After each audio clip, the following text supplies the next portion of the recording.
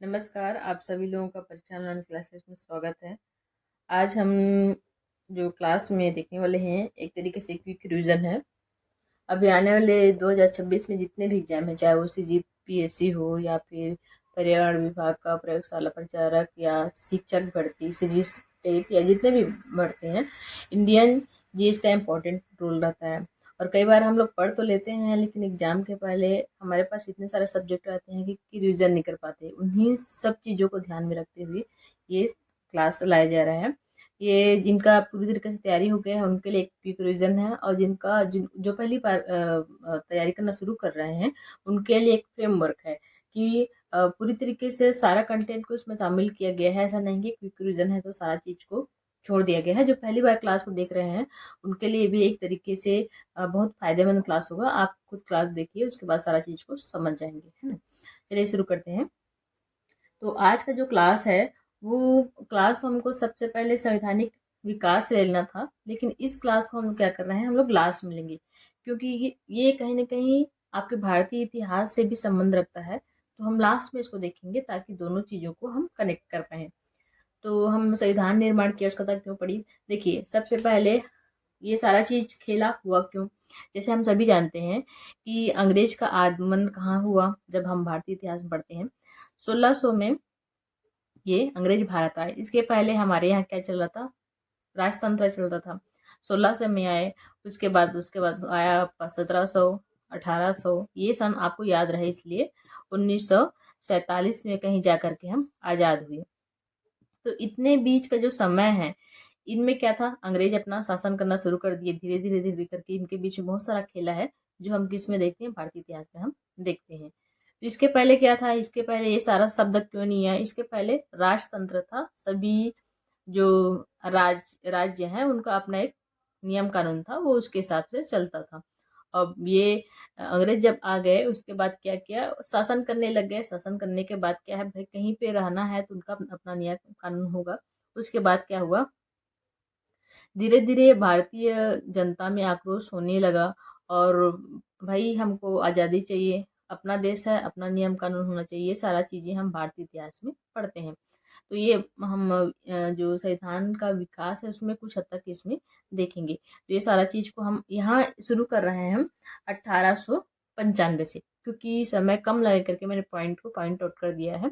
आप केवल सुनते रहिए, और मेन पॉइंट है इसमें बहुत सारा जो लिखना पड़ेगा। आप चाहे तो उसको नोट कर सकते हैं, या फिर पहले आप क्लास को सुन लीजिए और बाद में आप देख सकते हैं फास्ट मोड में।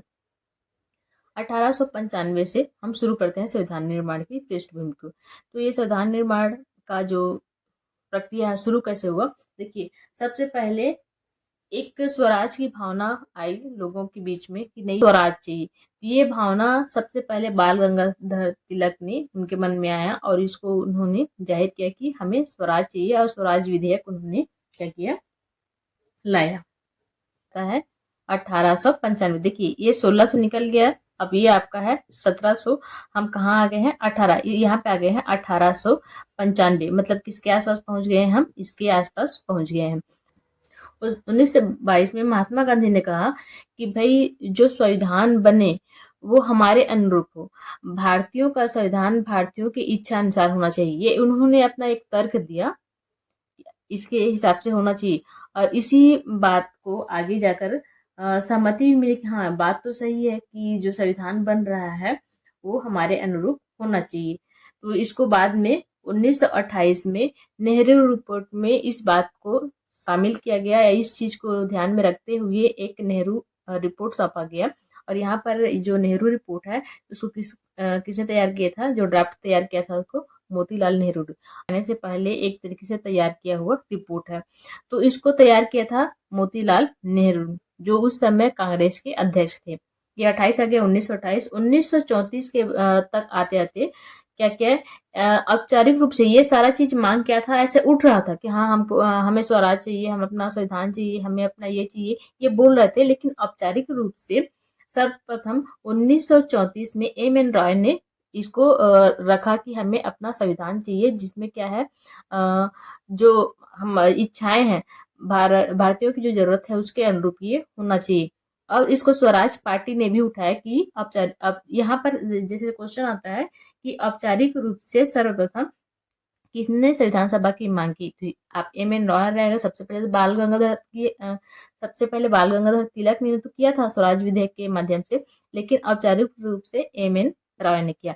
और इसको स्वराज पार्टी ने औपचारिक रूप से रखा कि हमें संविधान सभा की आवश्यकता है और हमें चाहिए।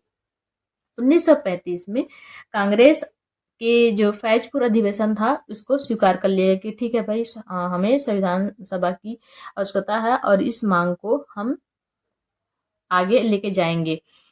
1938 में पंडित जवाहरलाल नेहरू ने भी इसमें अपनी एक तर्क दिया कि जो संविधान सभा का गठन होगा वो वयस्क मताधिकार के द्वारा होगा। उसके बाद आता है 1940। 1940 में ये तो प्रक्रिया चल ही रहा था, औपचारिक रूप से अगला कदम नहीं बढ़ा था। तो यहाँ पर आता है मेन आपका अगस्त प्रस्ताव। इसमें बहुत सारा मेंस में भी आता है, उसके अलावा प्री में भी आता है अगस्त प्रस्ताव क्या है।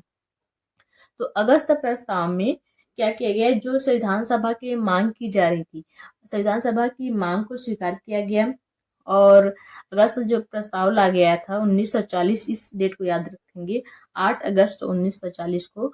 और इसमें जो अध्यक्ष थे लॉर्ड लिंथियागो इस प्रस्ताव के, और उस समय ये वायसराय थे।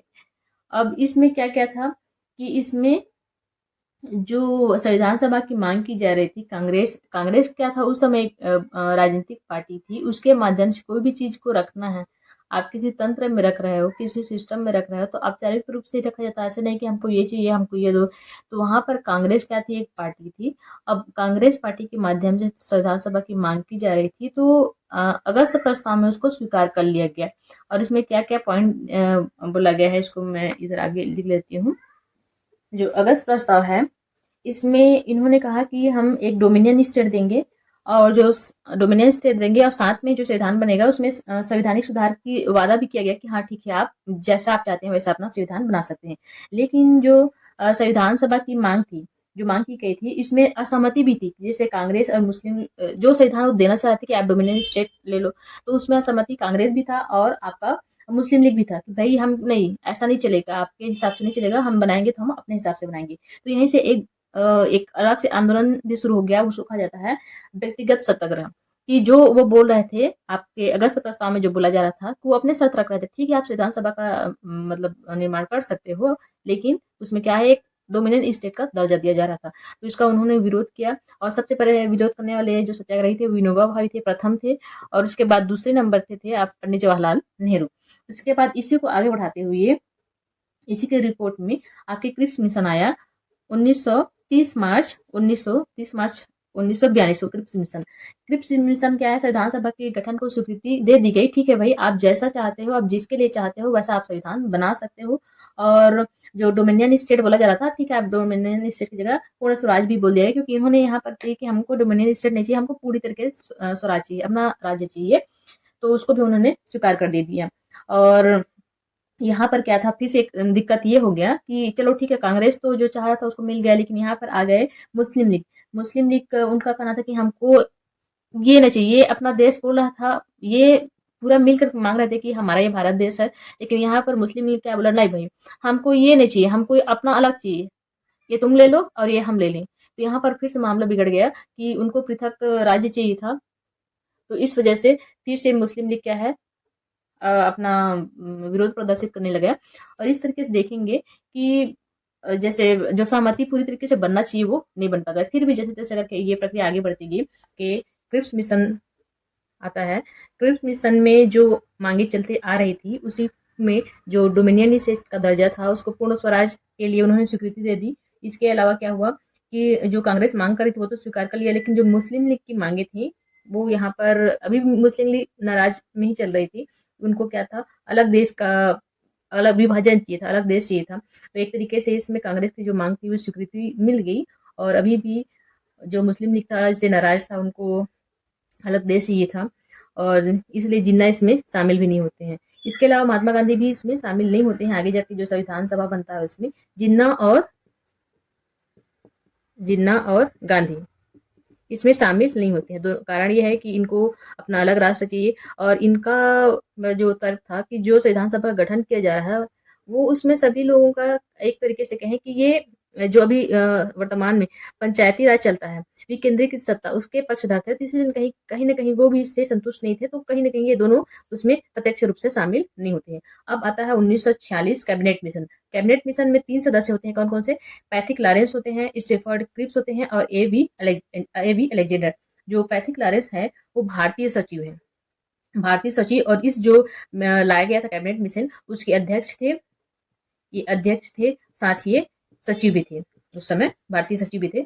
उसके बाद जो स्टेफोर्ड क्रिप्स थे वो एक कह सकते हैं कि व्यापारी बोर्ड के एक अध्यक्ष थे, और ए बी अलेक्जेंडर ये नौसेना बोर्ड के अध्यक्ष थे। ये व्यापारी बोर्ड के और ये नौसेना बोर्ड के अध्यक्ष थे। और कैबिनेट मिशन में क्या हुआ? कैबिनेट मिशन में संविधान सभा का गठन किया। अभी तक हम देखते आ रहे थे कि आपका 1895 से जिसकी मांग चल रही थी, फाइनली वो आके खत्म होती है 1946 में। मतलब टोटल कितना हो गया अगर हम देखेंगे तो इस पूरा संविधान सभा बनने में टोटल आप देखेंगे तो कम से कम ये जो पूरा जर्नी रहा है ये 50 साल का चला। और कैबिनेट मिशन कैबिनेट मिशन में संविधान सभा के गठन के लिए इसको लाया गया था। संविधान सभा के गठन में अभी तक जो 50 सालों से अलग अलग मांगे जो चलती आ रही थी वो स्वीकार की गई कि संविधान सभा का गठन किया जाएगा, और भारतीयों के लिए, भारतीयों के अनुकूल भारतीयों द्वारा किया जाएगा। इसमें कांग्रेस और मुस्लिम लीग इसको दोनों स्वीकार करती है। इसमें जो पृथक पाकिस्तान का मांग किया जा रहा था जिन्ना के द्वारा, उसको अस्वीकार कर दिया गया। नहीं भाई, अलग से राष्ट्र का नहीं दिया जाएगा, यहाँ पर उसको अस्वीकार कर दिया गया। और इस तरीके से कैबिनेट सभा का गठन किया गया। कैबिनेट सभा या संविधान सभा की जो गठन की गई उसकी संरचना किस प्रकार से थी? संविधान सभा को जो गठन किया गया उसमें कुल सदस्य कितने थे? 389 थे। अब 389 जैसे संविधान सभा की संरचना को देखेंगे तो इसको दो भाग में, एक तो निर्वाचित है, दूसरा नामित है। तो कुल सीटें 289 थी। अब 289 में से आपका 93 ये नामित था, जो देशी रियासतें थे वहां से इनको नामित करके भेजा गया था। और 296 ये निर्वाचित थे। तो निर्वाचित अप्रत्यक्ष रूप से निर्वाचित थे, जिसमें 10 लाख के पीछे एक प्रतिनिधि, 10 लाख के पीछे एक प्रतिनिधि को रखा गया। और निर्वाचन किस प्रकार से हुआ? जिसमें से 292 गवर्नरी शासित प्रांत थे और 4 कमिश्नरी प्रांत से थे। इस तरीके से ये संविधान सभा का संरचना हो गया। और इस पूरे जो संविधान सभा गठन किया गया था इसमें लगभग सभी वर्ग को शामिल किया गया था। यहाँ पर जो मुस्लिम वर्ग थे, जो कहीं ना कहीं हर बार असंतुष्ट थे, उनको भी शामिल किया गया था। और मुस्लिम लीग के लिए सांप्रदायिक निर्वाचन का भी इसमें जो उन्होंने मांग था उसको शामिल किया गया था। ये है संविधान सभा की संरचना, जिसमें आपको याद रखना है टोटल कितने सीट थी शुरुआत में? 289, जो आगे जाकर के कुछ कारण से कम होगा जिसको हम देखेंगे। और इसको दो भाग में, 289 को 296 आपका निर्वाचित है और 93 आपका क्या है? नामित है। जिसमें जो निर्वाचन है किसके बेस पे होगा? अप्रत्यक्ष निर्वाचन, 10 लाख के पीछे एक प्रतिनिधि, जिसमें से 292 गवर्नरी शासित प्रांत और 4 कमिश्नरी प्रांत से थे। जो प्रथम चुनाव किया गया था वो किया गया था जुलाई अगस्त में 1940 में। जुलाई अगस्त 1940, ये डेट तो उतना इंपॉर्टेंट नहीं है। जो परिणाम आया उसको हमको याद रखना है। चुनाव के बाद जो परिणाम आया इसमें 296 सीटों के लिए, क्योंकि 296 क्या किया गया था, यहाँ पे चुनाव किया गया था, बाकी जो क्या था नामित था 93। अब इसमें चुनाव में जो परिणाम था इसमें से 208 कांग्रेस को मिला, 73 आपकी मुस्लिम लीग को, और 15 जो अन्य थे उनको मिला। 208 कांग्रेस के लिए, 73 मुस्लिम लीग के लिए और 15 अन्य के लिए। ये तो चुनाव का रिजल्ट था। अब इसके बाद जैसे ये तो टोटल सीटें हमारे पास टोटल कितने हैं? 389 है, 389 है। लेकिन जब विभाजन हो गया, अभी तो जब संविधान सभा का गठन किया जा रहा था तो जो मुस्लिम लीग का मांग था कि हमें अलग पाकिस्तान चाहिए थे, उसको तो सिरे से नकार दिया गया था। लेकिन कहीं ना कहीं जाके ये आगे जाके तो विभाजन तो होता ही है। तो जो कुल सीटें हैं विभाजन के बाद टोटल अभी कितने हैं? 389। तो जो विभाजन के बाद जो सीटें बचती हैं वो कुल बच जाती हैं 299। फिलहाल हमको इसको याद रखना है। अब परिणाम आ गया। अब संविधान सभा के लिए चुनाव हो गया है। अब चुनाव होने के बाद जैसे अभी हम देखते हैं कहीं से भी चुनाव होता है किसी भी राज्य में, तो चुनाव जब संपन्न हो जाता है, परिणाम आ जाते हैं, उसके बाद क्या किया जाता है? एक सत्र आयोजन किया जाता है। उसके बाद सत्र आयोजन के लिए क्या किया जाता है? जब विधानसभा में हो गया या राज्यसभा हो गया, लोकसभा, कहीं पे भी चुनाव के बाद परिणाम आने के बाद बैठक होता है तो एक पर्टिकुलर क्रम रहता है। सेम वैसे ही संविधान सभा की बैठक में किया गया था।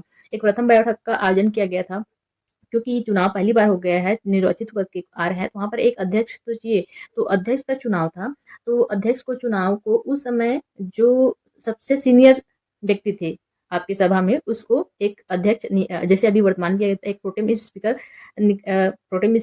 का चुनाव किया जाता है, उसी तरीके से अस्थायी अध्यक्ष का चुनाव किया गया था। तो प्रथम इस तीनों तिथि को याद रखना है। प्रथम बैठक क्या है? प्रथम बैठक 9 दिसंबर 1946 किया गया था, और इस बैठक में टोटल चुनाव कितना का हुआ है? चुनाव 296 का हुआ है, और टोटल कुल मिलाकर के हमारे कितने सदस्य हैं? 389 थे। लेकिन इसमें शामिल जो सदस्य थे, 211 सदस्य शामिल हुए थे, और अस्थायी अध्यक्ष के रूप में डॉक्टर सच्चिदानंद सिन्हा को चुना गया था। उसके बाद दूसरी बैठक है 11 दिसंबर 1946 को किया गया, जिसमें क्योंकि अस्थायी अध्यक्ष थे, जब तक एक स्थायी अध्यक्ष का चुनाव नहीं किया जाता तब तक ये अध्यक्षता करते, लेकिन एक स्थायी अध्यक्ष का चुनाव आवश्यक था, इसलिए यहाँ पर स्थायी अध्यक्ष का चुनाव किया जाता है डॉक्टर राजेंद्र प्रसाद को, और उपाध्यक्ष के रूप में एस सी मुखर्जी, इनका पूरा नाम था हरिश्चंद्र मुखर्जी। उसके बाद सलाहकार के रूप में नियुक्त किया जाता है BN राव, इनका पूरा नाम क्या था? बेनेगल नरसिम्हन राव। ये दूसरे बैठक में ये सारा काम होता है। उसके बाद जो तीसरी बैठक होती है, तीसरी बैठक में आपका क्या, तीसरी बैठक किया जाता है 13/12/1946 को, 13 दिसंबर 1946 को।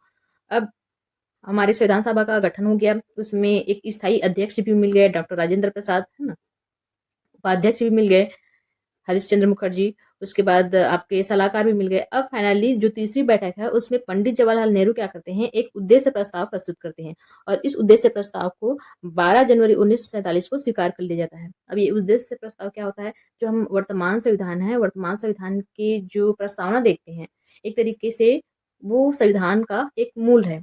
सारा संविधान का सार निकालना चाहे तो हमको प्रस्तावना मिल जाता है। तो एक उसी के जो उद्देश्य प्रस्ताव प्रस्तुत किया गया, वो एक तरीके से उसका ड्राफ्ट था, और इसको स्वीकार कर लिया गया। इस तरीके से संविधान सभा का आप कहें कि जो बैठक है वो आयोजन किया गया।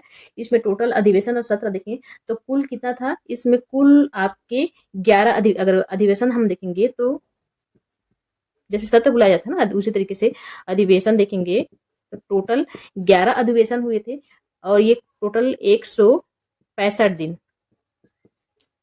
चला था अधिवेशन। पहला जो सत्र हुआ, पहला अधिवेशन हुआ था, ये आपका है पहला, आप याद रखेंगे, पहला हुआ था 9 से 23 दिसंबर, जैसे 9 से 23 दिसंबर 1946 को, और जो अंतिम था 11वां अधिवेशन, 11वां अधिवेशन हुआ था 14-26, और ये 11/1949 को। डेट याद रखेंगे, इंपॉर्टेंट है। इसमें ये 6 है, उल्टा हो गया, 9 हो गया, ये 12 से 11 हो गया, 9 से 23 और 14 से 26, ये 11वां नंबर का अधिवेशन था।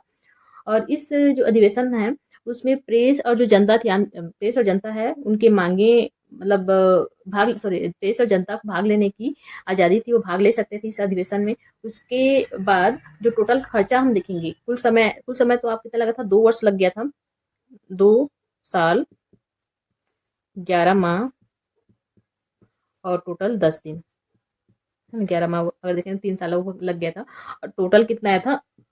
64 लाख खर्चा आया। इसको बनाने में कितना? 64 लाख आपका खर्चा आ गया था। इसके अलावा इसमें 3 नाम आप याद रखेंगे, और कुल जो सदस्य थे उनमें से महिला सदस्यों की संख्या 15 थी। इसके अलावा जो 3 नाम आप याद रखेंगे, एक तो सुरुचिता कृपलानी है, सरोजिनी नायडू है, अमृत कौर है। जो सुरुचिता कृपलानी थे, आगे जाकर के ये प्रथम महिला सीएम बनती हैं यूपी की, और जो सरोजिनी नायडू है, ये प्रथम महिला राज्यपाल बनती हैं यूपी की, और ये भी यूपी के, ये आपके क्या बनते हैं? सीएम बनते हैं, और ये गवर्नर बनते हैं। उसके बाद अमृता कौर है, अमृता कौर ये प्रथम केंद्रीय स्वास्थ्य मंत्री बनती हैं, ये केंद्र में ये स्वास्थ्य मंत्री बनती हैं, स्वास्थ्य मंत्री। इसके अलावा जो आगे का पार्ट है, इसमें आपका टोटल कितनी समिति है और संविधान सभा के जो अन्य कार्य हैं, इसके अलावा समिति मंत्रिमंडल है, मतलब केंद्रीय जो प्रथम मंत्रिमंडल है, उनको हम एक नए वीडियो में देखेंगे, क्योंकि नाम है उसको हम ठीक से याद करेंगे, कई बार कंफ्यूजन होता है, एक ही में बहुत ज्यादा लेंथी हो जाएगा, तो उसको एक और वीडियो में हम देखेंगे। आज के लिए बस इतना ही। Thank you for watching.